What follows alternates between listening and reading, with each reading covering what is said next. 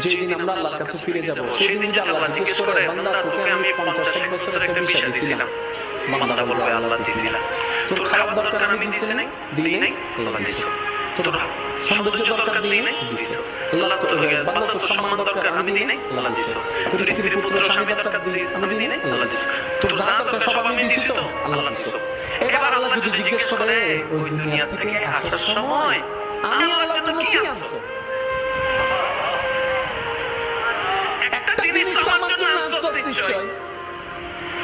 একটা জিনিস আমাকে দে, সেদিন আল্লাহকে কোন জিনিসটা দিবেন?